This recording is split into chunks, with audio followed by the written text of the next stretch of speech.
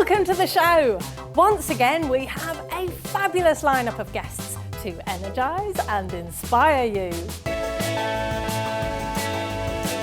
It's time to wake up your wow with your host, international award-winning speaker, Cath Vincent. On the show, go-to girl Natalie Cutler-Welsh tells us how to up your brave. Brett Hickman introduces us to a four-legged border security operative. And Abbey Lee explains the game-changing app for volunteering. And in the Wilde Records music slot with Jesse Wilde, we hear original music from Opshop legend Jason Kerrison. I will if you will. I'll put it all on the line. All this and more to wake up your wow. Natalie, thanks for joining us here today. Thanks, Cath. Good to be here. Now, I think you might be one of the most high-energy women I know, and you've done so many things. Tell me just a couple of the things that you've done in your life. Recently, I started off writing a book, and it was a parenting book. I wanted to help overwhelmed mothers, and then I moved towards helping entrepreneurs, women entrepreneurs, overwhelmed entrepreneurs, and lately moving into the wellness space because I found that people are struggling to be a happy mom or happy entrepreneur because they struggle with the wellness. Yeah, and actually doing those two things simultaneously is a struggle for a lot of people. It is. It's a challenge. I call it juggling the mother load. Yeah, I like that. Well, what I found is that a lot of people, they're living either in the should zone or the frustration zone of life, whether they be working, business, kids, no kids, whatever. Yeah. And I found that where they want to get to is what I call the up your brave zone. Oh, I like that. Yeah. And up your brave. That's right. Woo. And in the up your brave zone, you're not necessarily like feel the fear and do it anyway, but you're living from this place of intentional actions and empowered choices. And so you have energy. Like I have a lot of energy because I do what I love doing. Right. And I think if most people move towards doing what they love doing, they're not in the should and the frustration zone. So how do you go about upping your brave? Well, I think really the simple thing is to say what you want, like to actually voice it, and then to move towards it. So take actions to make it happen. Yeah, well, typically people don't really say what they want. They have like a secret hope or wish or ambition. So say it out loud. Yeah, to say it out loud. And I don't mean just say whatever you want and who cares what people think, but I mean say what you genuinely desire to do, and then people are speaking truthfully instead of trying to dance around each other and, oh, I really want to do this, but I wouldn't want to offend so-and-so. It's like, just say what you actually want to do. And if everyone did that, I do believe the world would be a happier place. Yeah, and when you first upped your own brave, what did you declare? What did I declare? Well, I think like many people, I've upped my brave a number of times. I'm a Canadian Kiwi, so I packed up my bags and moved across the world, and I've done a few exciting, adventurous things.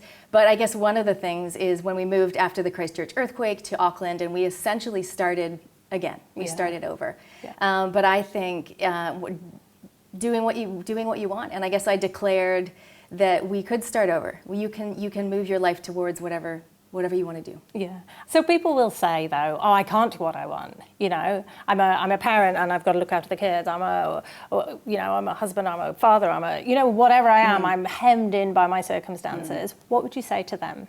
I would say flip it. So try to flip it and say, well, what if you could? And how would that feel? And when they connect with how it would feel, because it's not necessarily doing the things, it's how doing the things makes you feel.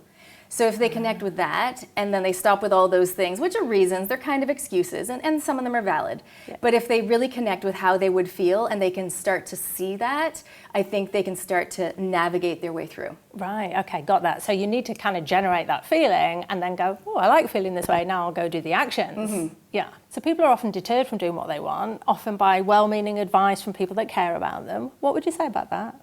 Well, I think some people, they have the pursuit of perfection, so they don't move towards what they want. They're afraid, or they're afraid of failure, or they're afraid of what other people think. Yeah. And one of my favorite bits of advice that I give, and I teach this to my kids as well, is care what other people think, but care what you think more. Wow, I love that. That really is about relying on your own intuition, isn't it? It is, and it's about thinking, well, I'm going to try this thing, or I'm going to change my job because I don't love my job, or I'm going to move to a different country, and it's like everyone will have their opinion. Yeah. But it's like if you know why you want to do it and how that's going to make you feel. So of course we care what other people think, but we care what we think more. So when people up their brave, what kind of results do they typically generate? Well, they suddenly are living from this place of empowered choices, and they're in the zone of love, I call it, where they're doing what they actually want. So I work a lot with speakers, some people wanting to get their message out wider. And they're scared. They're scared of what people will think. They're scared of looking bad. Yeah. But when they do it, they are over the moon. They're so excited. Yeah. And when you introduce this concept of up your brave to people, like they might be terrified, I don't know, how do they typically respond? Well, often if I'm speaking to a room of people, they will come up to me after and they'll literally say, oh my gosh, I never realized I'm living in the should zone. Or, oh my gosh, I'm in the zone of frustration. I never realized where I was. Yeah. And when they realize how they've been living, then they can make it, and that it's not comfortable and they don't want it anymore, they can make a change. Yeah, and that's interesting because we call it the comfort zone, but often it isn't that comfy. No, it's not. They're not even happy there. So we've got the should zone, the frustration zone, and actually before that, the disconnected zone. And that's where people are just living their life on autopilot. They're not even doing what they love. They're just going through the motions. Yeah. And all three of those zones, where they want to get to is the up their brave zone. Yeah, got that. That's awesome advice for everyone. Thanks for joining us today. Thanks. Up next, Brett Hickman on keeping New Zealand's borders safe. So Brett, welcome. Thanks for joining us today. Thank you very much, and thank you for inviting us on the show today. My pleasure. My pleasure. So you manage detection at New Zealand borders. Yes, so I work for Biosecurity New Zealand, part of MPI, and we look after any kind of pest or disease trying to stop it entering New Zealand. Yeah. And I look after all the different detection devices, what we do at the border. And we've got one of our new detection devices here, which is baby Neve, who's only just over 3 months old. And she's going to protect us at the border very shortly, trying to keep out pests and diseases out of New Zealand. Oh my God, she's so cute. Hello. So this is Neve. So she's part of our breeding program. She's only just over 3 months old, and we've been breeding dogs for over 20 years now, beagles, and just recently harriers. You see, she wants to start doing her work already. Now, this is one of the reasons why we've bred beagles for so long, is because innately they just want to sniff. Right. And we want their job to be fun. And so when they're working at the border, you can see that all they want to do is sniff, and that's their job, tails going, finding products and keeping New Zealand safe. So she's sniffing out all sorts of things like, stuff that would have fruit fly in it and... Absolutely. So people sometimes forget or intentionally bring stuff in. So that could be fruit with fruit fly on. It could be other materials like vegetables, meat, fish, all those kind of things. So we're trying to keep out any kind of pests and diseases that could be harmful for New Zealand. We're a primary producing country, so we're trying to keep everything clean and green. Yeah. We've also got all our lovely countryside, so we don't want any new diseases in the country. Yeah. And that's what detection tools like Cute Neve here. Wow. So they're not all about cute and cuddly. No. They actually do a really good job. Very serious. Very serious, and you can see it's all she wants to do. Yeah, and so she's just 3.5 months old. Yep. When did they start working? So right now, she's been looked after by a puppy walker. For the first 18 months of their life, they're out in the public, they've got a family that looks after them, and then they come back in. So they've been socialised already, because they need to be around people, and happy with that environment. Yeah. And she comes in, and she'll start training for about a month to a month and a half, and then she'll be on a course with a handler for about another 10 weeks, and then hopefully pass, and she'll be out there at the airport. So they start out with families for 18 months, and then the families give them back? Have to give them up, And have a look, I know, I couldn't do it. Luckily, we have families that have been really great and are on their third, fourth dog, so they understand. Yeah. And the great thing for them is they see the dog working at the border, and whether it's on border patrol, watching it, or whether they actually literally fly in the country and they see their dog there, and they know they're doing their small little part for New Zealand. So it is hard to give up the dog, but they see what's at the end of it for them. So it's like fostering a child, really. Exactly. Yeah. It's just a fluffy-eared one. A really cute one, yeah. Exactly. So this one's called Neve. Is that a happy coincidence, or is there a reason? It's very much a happy coincidence. So all our breeding, we have different litters, and we have letters for the litter. And before the litter actually arrives, we just get to write down lots of N names or B names. We're up to the N litter, and Neve was on our list, and so Neve it was. And of course, if you're in New Zealand, that means something. Yes, so our current Prime Minister, Jacinda, her daughter's name is Neve, and it's a happy coincidence. So, very famous Neve. I've got to say thank you to Edmund for coming in today. He's a kennel assistant with us, and Neve's done some really good work. Neve is yawning. I know, but because Edmund's here. If I had Neve, it would all be pear-shaped. It would be chaos. The teapot would be on the floor. Exactly. All sorts of things going on. Thanks, Edmund. That's awesome. So if someone wanted to be like a foster family for a beagle, how would they go about that? So the easiest way is we've got a website, both an MPI and biosecurity website, but we've got a dedicated Facebook page for the Detected Dog program. And there's all the information on all the different puppies on there and how you can get hold of us and hopefully, help us out and help New Zealand out. Awesome. And you have a cute little puppy like this one. Exactly. Great. Thanks for joining us on the show. Thank you very much. Thanks, Edmund. Up next, Abbey Lee with an app that changes lives. So Abbey, thanks for being here today. Hi Cath, thanks for having me here today. Now you are the regional lead for Collaborate. Tell me, what is Collaborate? Well, Collaborate is a web app that connects volunteers with charities, and it was modelled on popular dating apps like Tinder and things like Uber. So it's like the Tinder for volunteering. Wow, what a great idea. Where did it come from? So it was started in 2015 in Wellington by 4 Victoria University students. Wow. Yeah, so they were all volunteering and just struggling with really being able to find things that match their skill sets and that they were passionate about. Right. And so then they developed the app. Was it part of their curriculum or something? No, not at all. They're just 4 really great, amazing, entrepreneurial girls in tech as well, which is... So 4 girls? 4 girls in tech. It's really unusual. But so they set it up. They all have full-time jobs as well. Wow. So, yeah. And how did you get involved? So funnily enough, I work full-time also and have 2 children. Wow, that's plenty already. Yeah, that's plenty enough. But I wanted to be able to give back and do something in my community. Yeah. So I did what most adults do when you're looking for something. I went on Google and I typed in volunteer in Auckland and I came across Collaborate. So I set up a profile, which is what you do, and put in the skills and things, and then I was scrolling through the opportunities and I saw that there was one for Collaborate and for regional lead in Auckland. Oh, wow. Yeah, so that's how I came about, and that was September last year. So you're a volunteer, Yeah. and what do you actually do? What's your mission in this? My mission, so what I actually do is I will go out and meet charities, not-for-profits and social enterprises and talk to them about Collaborate and get them signed up, like their opportunities, volunteer opportunities, and also talk to people that are interested in volunteering and just really get the word out there. Wow, so you're the matchmaker, really? Yeah, kind of. Yeah, facilitate two really good relationships. Yeah, it's a great idea because there's plenty of people who want to volunteer, but they don't really know what they want to do or what they might be well suited to. Yeah. And what kind of opportunities are on there? If I jumped on now and started looking, what would I find?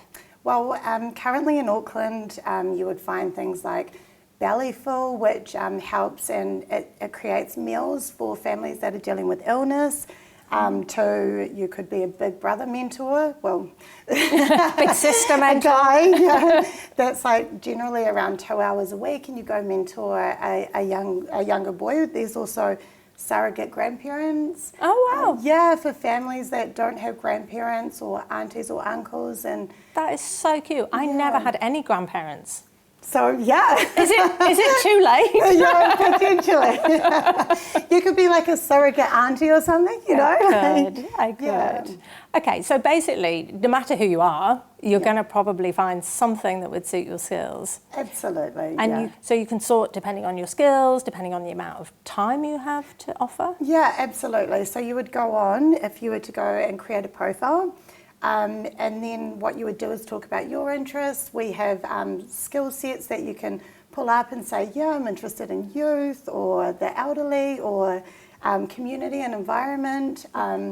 You would then, once you've got your profile set up, which is really quick and easy, you then get to scroll through the opportunities, and on every opportunity it will basically have who the organisation is, what their requirement is. So say it could be 2 to 5 hours a week.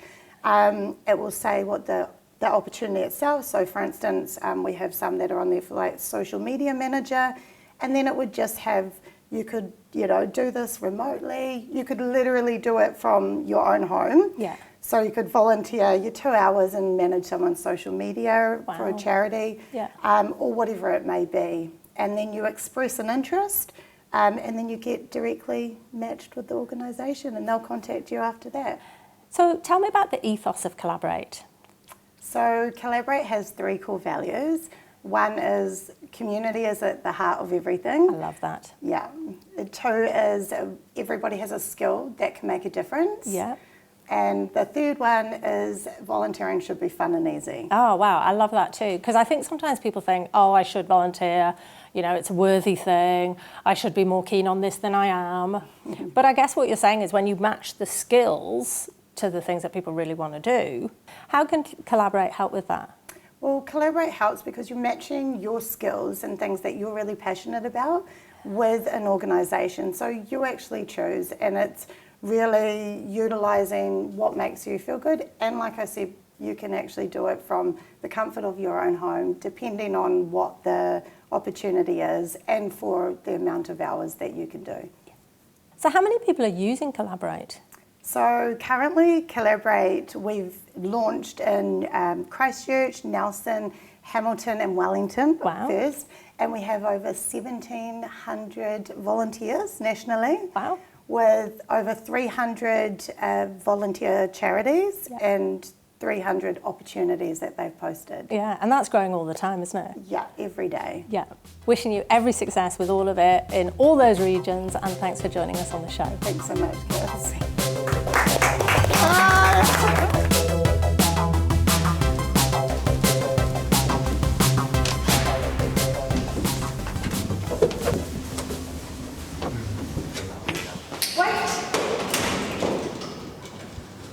Hello and welcome.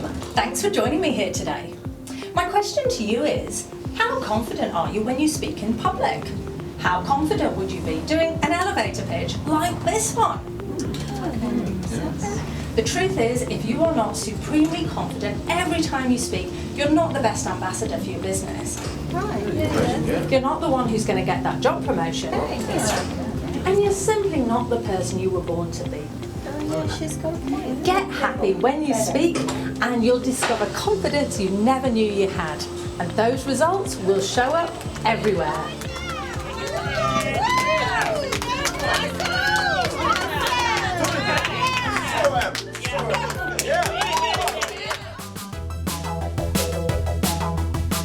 Jessie Wilde, welcome back. Great to be here. How are you doing? Doing today. Today? I feel fantastic because my very good friend Jason Kerrison is going to be on the show. You're kidding me. No, Jason Kerrison is performing live here today. absolutely. Oh, I'm excited. Let's hear from Jason. Let's do it.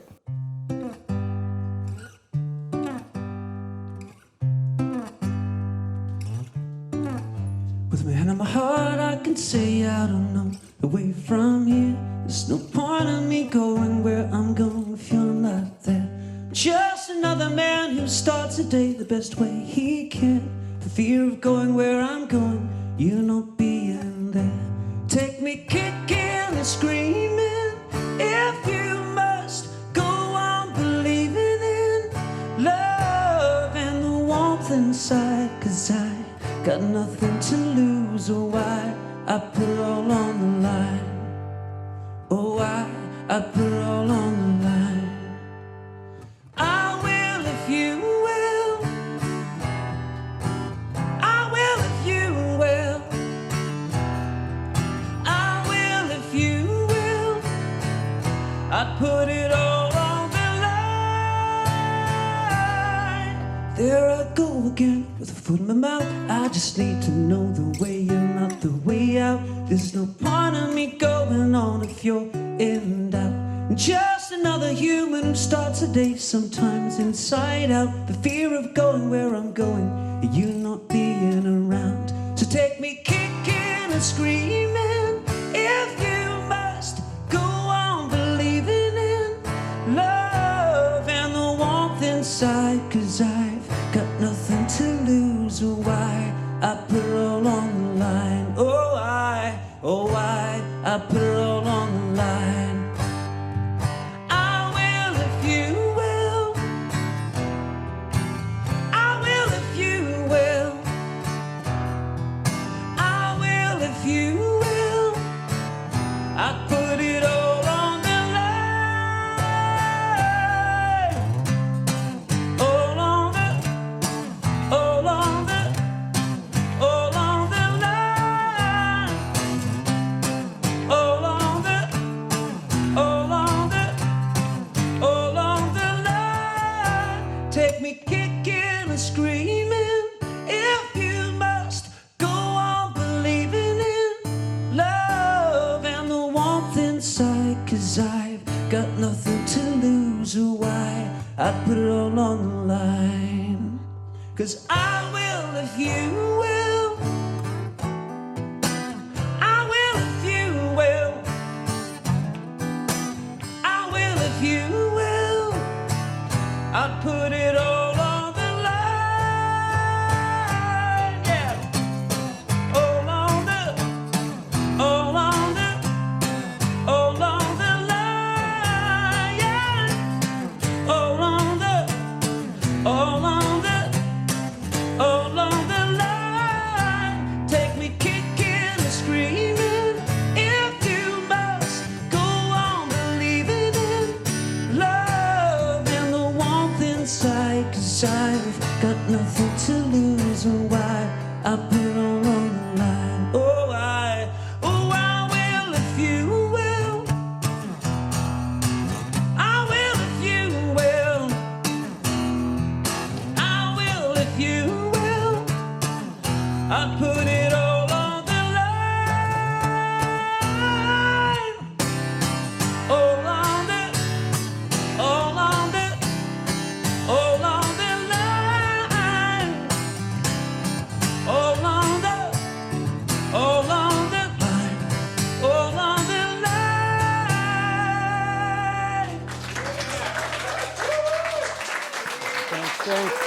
Thank you.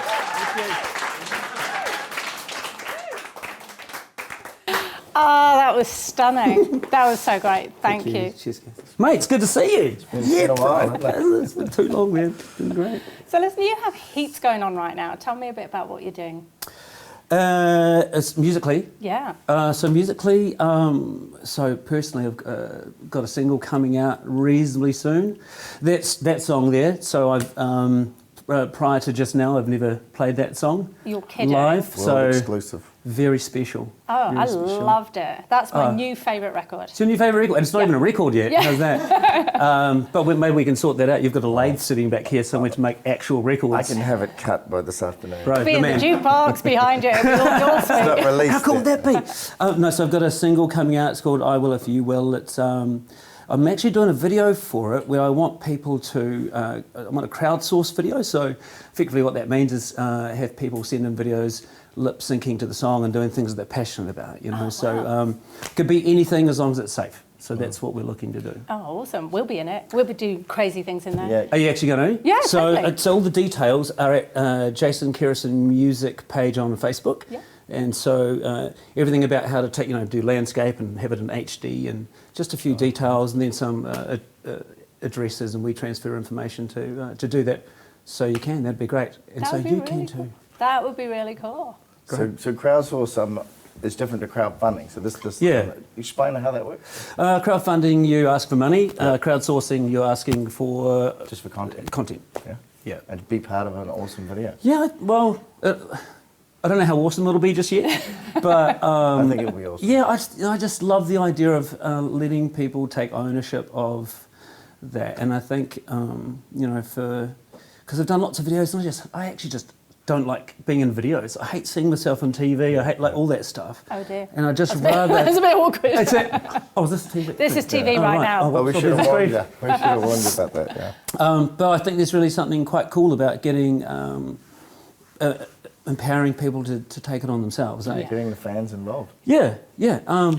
So I've had friends say, they're going to chuck their wives out of a plane, and I will if you will. I'm like, mate, that is great. Just make sure everyone's got parachutes Yeah. and it's very safe, and someone's looking after everyone. So if very keen to have something like that come together. So you've got a few shows coming up? Got a few shows coming up, a couple of big ones. One being the show with one of my childhood heroes, Mr. John Farnham. So, The Voice. Yeah, The Voice, yep. So, I've got some of him in the jukebox. oh actually. mate, I'm a bit weirded out about meeting him. Have you ever met him? You No. haven't met Never John met him, Farnham? no. Yeah, me neither. But when I was like 18, 19, 20 or odd, whatever it was, playing in cover bands in Christchurch, we would finish our gig, then we'd close down the venue and we would put on Whispering Jack and just sing the thing in its entirety. But we'd also, around about that time, he was doing Jesus Christ Superstar. Oh, wow. So he was starring as Jesus, you know, I think, and but just the most incredible voice. Yeah. You know, so we would end up learning the entire. I've not done it since, but we learnt the entire musical, and so to meet him is going to be quite odd, Yeah. quite That'd fun. be awesome. Yeah. So we're doing that. What else? I've got a support tour for this single coming up. So we'll release the details of that on the Jason Kerrison music page on Facebook. So you were born in Invercargill, right? Born in Invercargill, raised in Christchurch, lived in Auckland for about 20 years and escaped recently, about 20 months ago, now live in Kaitaia and about to run a hemp farm up there. So yeah, it's good. And thank you for having me. Beautiful studio. And I like the Airbnb you've got upstairs as well. So quick plug there, beautiful. And thanks for having me. Oh, thanks so much for joining us. Cheers, Thank you. Dan. My thanks to all my special guests, to Natalie, Brett, Edmund and Neve, to Abbey, Jason, and of course our very own Jessie Wilde. And until next time, don't wait to wake up your wow.